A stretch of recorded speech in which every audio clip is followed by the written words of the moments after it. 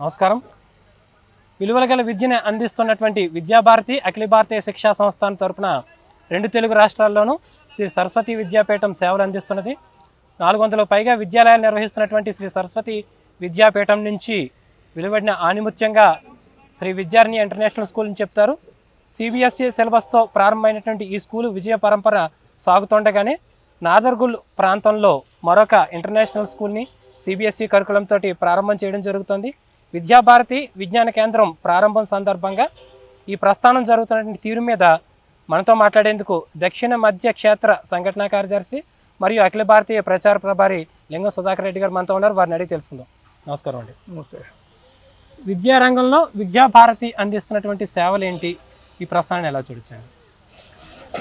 విద్యాభారతి అఖిల భారతీయ శిక్షా సంస్థానం all India organisation. ఇది మన తెలంగాణ రాష్ట్రానికి వచ్చే వరకు సరస్వతి విద్యాపీఠం స్టేట్ ఆర్గనైజేషన్.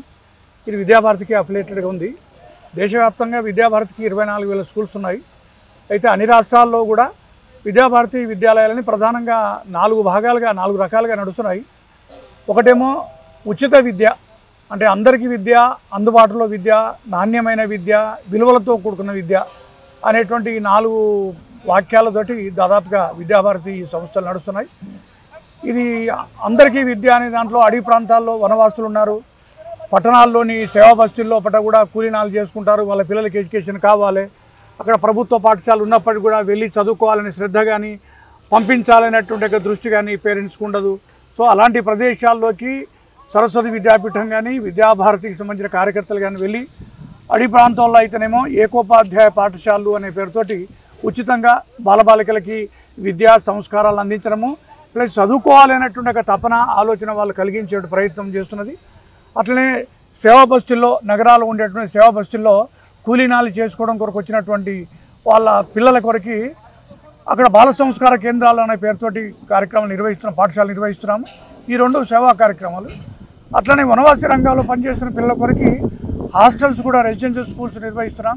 ఒకటేమో భద్రాచలంలో నడుస్తున్నది, 2వది ములకలపల్లిలో నడుస్తున్నది, 3వది అచ్చంపేటలో కూడా నడుస్తుంది. అట్లా వివిధ రాష్ట్రాల్లో కూడా ఇదే పద్ధతులు నడుస్తున్నది.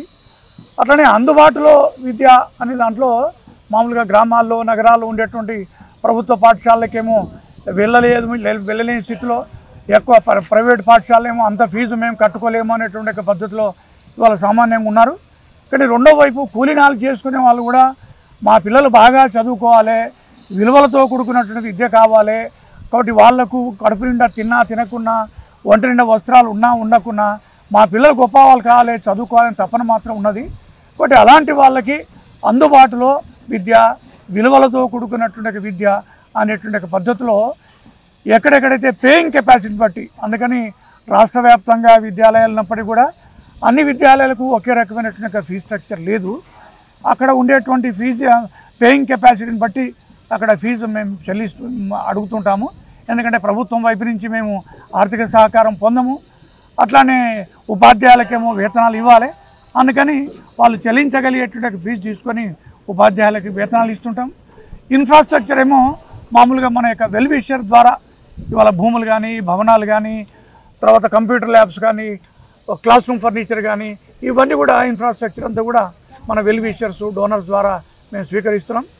4వ చరణానికి ఏమొచ్చిందంటే గత 2019 నుంచి అనేక మంది మా వెల్విషర్స్ దగ్గరికి వెళ్తున్నాము, ఆర్థిక సహకారం అడుగుతున్నాము, వాళ్ళు ఇస్తున్నారు. కాబట్టి మీ విద్యాలయాలు చదువుతున్నటువంటి పిల్లలు కూడా పెద్దవాళ్ళు అయిన తర్వాత డాక్టర్స్గా, ఇంజనీర్స్గా, టీచర్స్గా రకరకాల రంగాల్లో పనిచేస్తున్నారు, దేశ విదేశాలకు కూడా వెళ్తున్నారు. కానీ మా పిల్లలు మీ విద్యాలయాల్లో చదువుకోలేకపోతున్నారు కదా అనేటువంటి ఆవేదన కూడా వ్యక్తపరిచారు. కారణం ఏంటంటే వాళ్ళ స్థాయిలో విద్యాలయాలు కావాలి, అదే రకమైనటువంటి స్టేటస్తో క్లాస్ రూమ్ ఫర్నిచర్ కానీ, సైన్స్ ల్యాబ్ కానీ, కంప్యూటర్ ల్యాబ్ కానీ, అట్లా లైబ్రరీ కానీ కావాలి. అందుకని ఆ స్థాయిలో కూడా కొన్ని విద్యాలయాలు పెడితే బాగుంటుంది. ఎందుకంటే కంప్లీట్గా ఒక లేయర్ మన దగ్గర నుంచి కంప్లీట్గా దూరం అయిపోతున్నది. మీ విద్యా విధానం బాగా ఉన్నప్పటికీ విద్యాలయాల యొక్క ఇన్ఫ్రాస్ట్రక్చర్ సరిగా లేదు అనే పద్ధతిలో పడ్డ వాళ్ళు ఉన్న కారణంగా వాళ్ళకు కూడా తగిన పద్ధతిలో పడ్డ విద్యాలయాలు ఏర్పరచాలనే పద్ధతిలో మన ప్రధానంగా మన తెలంగాణలో హైదరాబాద్లో 2019లో అక్కడ బండ్లగూడలో కిస్మత్పుర దగ్గర 15 ఎకరాల భూమి ఉంది. అక్కడ శ్రీ విద్యారణ్య ఇంటర్నేషనల్ స్కూల్ అనే పేరుతోటి సిబిఎస్ఈ అఫిలియేటెడ్, కేంబ్రిడ్జ్కి అఫిలియేటెడ్గా విద్యాలయాన్ని ప్రారంభం చేశాం. చాలా బ్రహ్మాండంగా నడుస్తున్నది. అదే పద్ధతిలో ఇక్కడ కూడా ఒక డోనర్ మనకి ఒక 14 ఎకరాల భూమిని ఇక్కడ భీమిడి పెద్దపెంటారెడ్డి గారు అని చెప్పేసి వారు ఇక్కడ డొనేట్ చేశారు. ఇక్కడ కూడా మనం విద్యాలయం కట్టాలని చాలా సంవత్సరాల క్రితమే సంకల్పించాం. 2015లో దీని భూమి పూజ అయింది.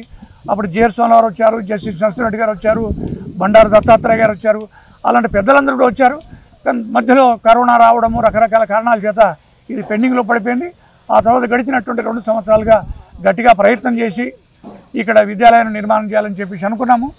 ఇక్కడ ఉండేటువంటి 14 ఎకరాలలో 1 ఎకరం భూమిలోనేమో సేవాభారతి పేరుతోటి ఇక్కడ వైదేహి ఆశ్రమం పెట్టి కిషోరి బాలికల కొరకని ఒకటి నడుస్తున్నది సేవాభారతి ఆధ్వర్యంలో.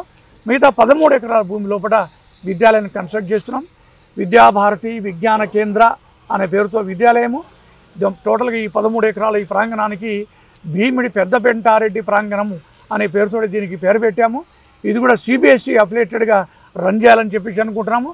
ఈ సంవత్సరం నర్సరీ నుంచి 7th క్లాస్ వరకు పాఠశాల నడుస్తుంది. ఆ తర్వాత ఒక్కొక్క తరగతి పెరుగుతూ +2 వరకు విద్యాలయాన్ని తీసుకెళ్తాము.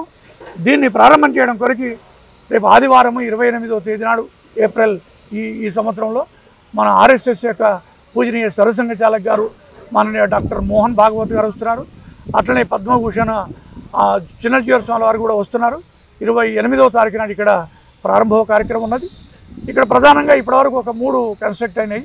ఒకటేమో విద్యాలయ భవనము G+3 సుమారుగా ఒక 15 కోట్ల వర్క్ తోటి ఇక్కడ భవన నిర్మాణం పూర్తి అయిపోయింది. రెండోదేమో అరవిందో ఫార్మా వాళ్ళు ఇచ్చినటువంటి యొక్క CSR ఫండ్స్ తోటి కిచెన్ అట్లనే డైనింగ్ కలిపి అక్కడ కట్టాము. దాని ప్రారంభం కూడా ఉంటుంది. దాంతోపాటుగా ఇక్కడ వానప్రస్థి ఆవాసం అనే పేరుతో ఒక 8 క్వార్టర్స్ కట్టాము. దాని ప్రారంభం కూడా ఇక్కడ ఉంటుంది. ఈ 3 కాకుండా ఇంకోటి కన్స్ట్రక్షన్ ఉన్నది బాలుర హాస్టల్. అది భారత్ పెట్రోలియం వాళ్ళ యొక్క CSR తోటి నిర్మాణం జరుగుతున్నది. అది ఫస్ట్ ఫ్లోర్ స్లాబ్ వేసాము. వచ్చే సంవత్సరం హాస్టల్ వసతి ఉంటుంది. ఈ సంవత్సరం మాత్రం కేవలము డే స్కాలర్స్ తోట ఈ పాఠశాల ప్రారంభం చేస్తున్నాం. My Media, the voice of India.